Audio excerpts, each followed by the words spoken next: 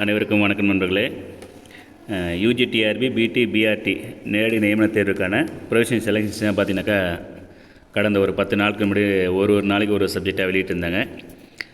26ஆந்தேதி கடைசியாக ஒரு லிஸ்ட்டு வெளியிட்டிருந்தாங்க. அது என்னென்னு பார்த்தீங்கன்னா ஹிஸ்ட்ரி ரிவைஸ்டு லிஸ்ட்டு. ஸோ அதுக்கப்புறம் இது வரைக்கும் பார்த்தீங்கன்னாக்கா தமிழ் வரும் அப்படின்னு பார்த்தோம். இது வரைக்கும் எந்த சப்ஜெக்டும் வெளியே வரல.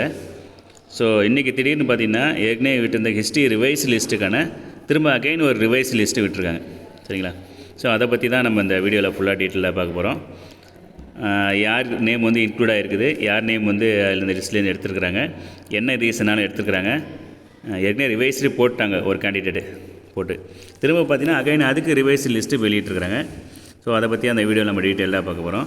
சார் அதுக்கு முன்னாடி நம்ம சேனல் இது வரைக்கும் யாராவது சப்ஸ்கிரைப் பண்ணாமல் வந்தீங்க அப்படின்னாக்கா மறக்காமல் சப்ஸ்கிரைப் பண்ணிங்க. சரி வாங்க அந்த லிஸ்ட்டை பார்த்துடலாம். இப்போ இந்த லிஸ்ட்டு பார்த்தீங்கன்னா 26/7/2024 அந்த டேட்டில் வந்த அந்த லிஸ்ட்டு. சரிங்களா?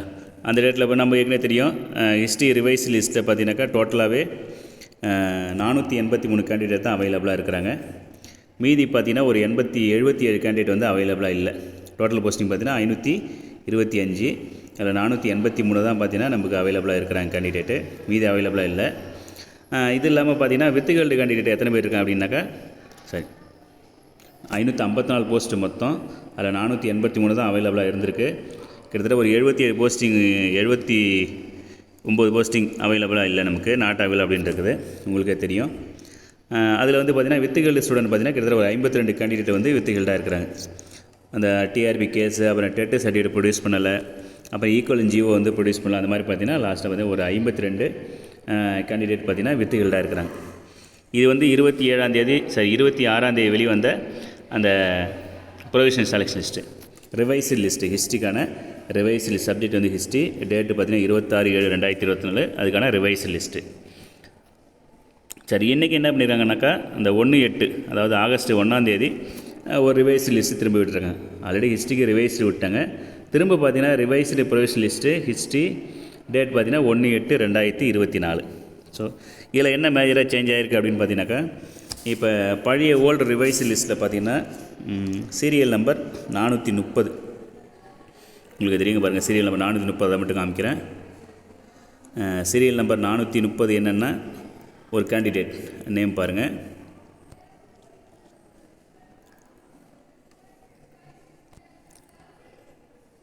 சரி 430 இல்லை,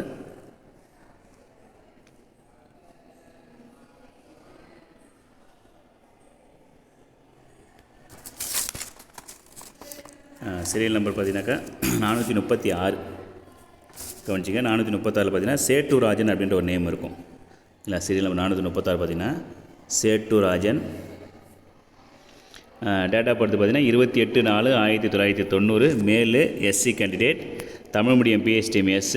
ரிட்டன் டெஸ்ட்டில் பார்த்தீங்கன்னா நான் 76 மார்க்கு, டெட்டு பாஸ் 5 மார்க், டோட்டலாக 81. எஸ்சி கேட்டகரியில் தமிழ் மீடியம் கரண்ட் வேக்கன்சியில் எஸ்சி தமிழ் மீடியம் கோட்டாவில் அவங்க வந்து செலக்ட் ஆகிருக்கிறாங்க. சரிங்களா? Serial number 436. இது ஓல்டு ரிவைஸ் லிஸ்ட்டில் சென்னை கார்பரேட் ஸ்கூலில் அவங்களுக்கு ஒதுக்கியிருக்கிறாங்க. ஸோ இப்போ புதுசாக இன்றைக்கி விட்டுற ரிவைஸ் லிஸ்ட்டில் பார்த்தீங்கன்னா இந்த கேண்டிடேட் நேம் இருக்காது. இதுக்கு பதிலாக வேறு கேண்டிடேட் நேம் இருக்குது. என்ன அப்படின்னு ரீசன் சொல்கிறேன் அப்படின்னு கேட்டாங்க. Same mark, same community, but date of birth மட்டும் சேஞ்ச் ஆகுது. இங்கே பார்த்தீங்கன்னா டேட் ஆஃப் பர்த் 28/4/1990. இது ஓல்டு லிஸ்ட்டில் 436 ரேங்கில் இருக்கக்கூடிய அந்த லிஸ்ட்டு சேட்டு ராஜன் அப்படின்றது. சரி, இப்போ இன்றைக்கி வெளியே வந்த அந்த நியூவாக வந்திருக்குங்க இல்லையா, ஹிஸ்ட்ரிக்கு ரிவைஸ்டுக்கு ரிவைஸ் லிஸ்ட்டு. இப்போ அதில் பாருங்கள், அதில் காமிக்கிறேன். 436 வேறு பேர் இருக்குது. ஸோ புதுசாக ஒரு நேம் இன்க்ளூட் பண்ணுங்க. எங்கே அப்படின்னாக்கா சீரியல் நம்பர் 430 ஜி ராஜன் அப்படின்னு இருக்கும். Serial number 430 G Rajan. Date of birth 25/8/1980. SC candidate, பிஎஸ்டிஎம், ரிட்டன் டெஸ்ட்டு 76, டெட்டு பாஸ் சர்டிஃபிகேட்டில் வந்து 5 mark, total 81. SC Tamil medium, அதே சேம் கேட்டகரி தான், சேம் மார்க்கு, அதே சென்னை கார்பரேட் ஸ்கூலில் எஸ்சி தமிழ் வேக்கன்சிக்கு அவங்க செலக்ட் ஆகிருக்கிறாங்க. ஸோ அந்த நேம் வந்து ரிமூவ் பண்ணியிருக்காங்க. சேட்டு ராஜன் சீரியல் நம்பர் 436 இருக்கிற சேட்டு ராஜன் ரிமூவ் பண்ணிவிட்டு சீரியல் நம்பர் 430 புதுசாக ஒரு நேம் வந்து இன்க்ளூட் பண்ணியிருக்காங்க. என்னென்னா ஜி ராஜன். அதாவது அதே மார்க் தான், 81 மார்க் தான். இந்த ஏன் 436 பிளேஸ் சீரியல் நம்பர் வரல அப்படின்னாக்கா அதே 81 மார்க் தான். டேட் ஆஃப் பர்த் அடிப்படையில் இவங்க மேலே வந்துட்டாங்க. சரிங்களா? இவங்க டேட் ஆஃப் பர்த் பார்த்தீங்கன்னா 25/8/1980. இந்த லிஸ்ட்டை முன்னாடி விட்டுட்டாங்க. இது தப்பாக விட்டுருக்காங்க. அதை ஏற்கனவே இந்த ராஜன்ற பேரால் சேர்க்காமல் 28/4/1990 இருக்கிற எஸ்சி கேண்டிடேட்டை நேம் சூஸ் பண்ணிட்டாங்க. ஸோ தவறுதலாக பண்ணதால் இப்போ கொஞ்சம் திருத்தி மாற்றி வெளியிட்டிருக்குறாங்க. ஸோ இதுதான் ஃப்ரெண்ட்ஸ் இந்த ஹிஸ்ட்ரியோட ரிவைஸ் லிஸ்ட்டுக்கு திரும்ப அகைன் ரிவைஸ் போட்டுருக்குது. இதுதான் ஃபைனல் அப்படின்னு சொல்லியிருக்காங்க டிஆர்பி போர்டு பார்த்தீங்கன்னாக்கா.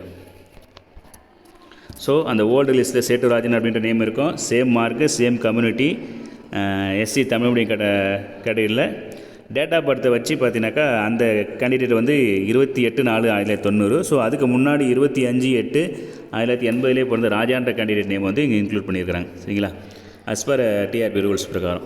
ஸோ இதுதான் ஃபைனல் லிஸ்ட் அப்படின்னு சொல்லியிருக்காங்க. மற்றபடி வேறு எந்த சேஞ்சஸும் இல்லை வந்த மாதிரி தெரியல. அதாவது பார்த்திங்கன்னா இதுலேயும் டோட்டலாக பார்த்திங்கன்னா அதே 483 தான். 483 மட்டும்தான் அவைலபிளாக இருக்கிறாங்க. அப்புறம் 484லேருந்து 554 அது வரைக்குமே கேண்டிடேட் நாட் அவைலபிள், கேண்டிடேட் நமக்கு அவைலபிளாக இல்லை அப்படின்னு சொல்லியிருக்கிறாங்க. ஸோ இதில் இங்கேயும் பார்த்தீங்கன்னா அதே 80 தான். அப்போ இந்த ஒன்று மட்டும் தான் இன்க்ளூட் பண்ணியிருக்காங்க.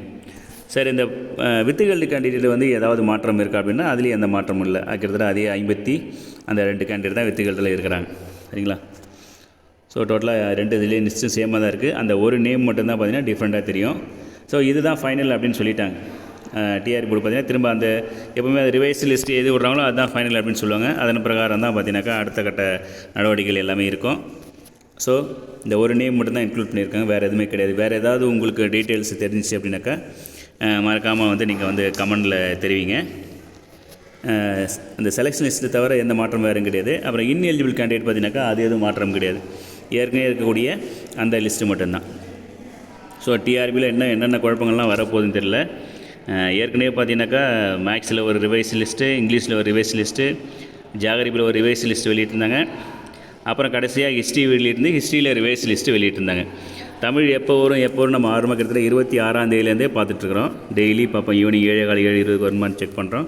தமிழ் வந்த பாடு இல்லை, கிட்டத்தட்ட ஒரு 5 நாள் ஆயிடுச்சு, தமிழே வரல. ஸோ திடீர்னு பார்த்தாக்கா இன்றைக்கி ஹிஸ்ட்ரிக்கு ஏற்கனவே ரிவைஸ்டு விட்டதில் இன்றைக்கி ரிவைஸ்டு விட்டுருக்காங்க. என்னென்னலாம் குழப்பங்கள் வரப்போகுதுன்னு தெரியல. இப்போ தான் இந்த குழப்பம் முடிஞ்சு திரும்ப போஸ்டிங் போட போகிறாங்க தெரியல. ஏன்னா ட்ரான்ஸ்ஃபர் கவுன்சிலிங் கம்ப்ளீட்டாக எல்லாமே முடிஞ்சிருச்சு. இன்றைக்கி ஏதோ கொஞ்சம் ட்ரான்ஸ்ஃபர் கவுன்சிலிங் நடந்துகிட்ருக்குது. அது முடிஞ்சதுக்கப்புறம் உடனே பார்த்திங்கன்னா இதில் போஸ்டிங் எல்லாமே அந்தந்த டிபார்ட்மெண்ட் வைஸில் கூப்பிட்டு அவங்க மூலமாக தான் போஸ்டிங் அந்த அப்பாயின்மெண்ட் ஆர்டர் கொடுப்பாங்க. காமனாக ஒரே டிபார்ட்மெண்ட் கொடுக்க மாட்டாங்க. இப்போ DSC department of school education, Chennai corporation அந்த டிபார்ட்மெண்ட்டு, அப்புறம் ஆதித்ரா வெல்ஃபேர் டிபார்ட்மெண்ட்டு, அதுக்கப்புறம் பார்த்தீங்கன்னாக்கா டிஸ்ட்ரிக்ட் மாடல் ஸ்கூல். அது தனித்தனியாக ஒதுக்குறதால அவங்க தனித்தனியாக அந்த டிபார்ட்மெண்ட் மூலமாகவே அந்த கவுன்சிலிங் நடக்கும் அப்படின்ட்டு ஏற்கனவே அந்த டிஆர்பி வெப்சைட்டில் கொடுத்துருக்குறாங்க. தமிழும் நம்ம கால் பண்ணி தான் கேட்டிருக்கோம் எப்போ லிஸ்ட்டு தமிழ் வரும் அப்படின்ட்டு. இது வரைக்கும் பார்த்தீங்கன்னாக்கா தமிழ் வந்துற மாதிரி தெரியல. ஸோ இன்றைக்கி அது நைட்டு ஏதாவது தமிழ் வருதான்னு பார்ப்போம்.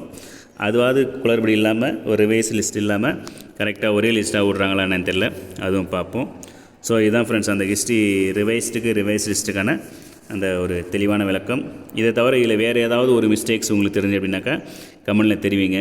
வேறு சம்மந்தமான வீடியோ போடணும் அப்படின்னாலும் கமெண்டில் சொல்லுங்கள். மறக்காமல் நான் கண்டிப்பாக அடுத்த வீடியோவில் அதை போடுறேன். இந்த வீடியோ உங்களுக்கு பிடிச்சிருந்து அப்படின்னாக்கா லைக் பண்ணுங்கள், கமெண்ட் பண்ணுங்கள். மறக்காமல் நம்ம சேனலை சப்ஸ்கிரைப் பண்ணுங்கள். Thank you to all.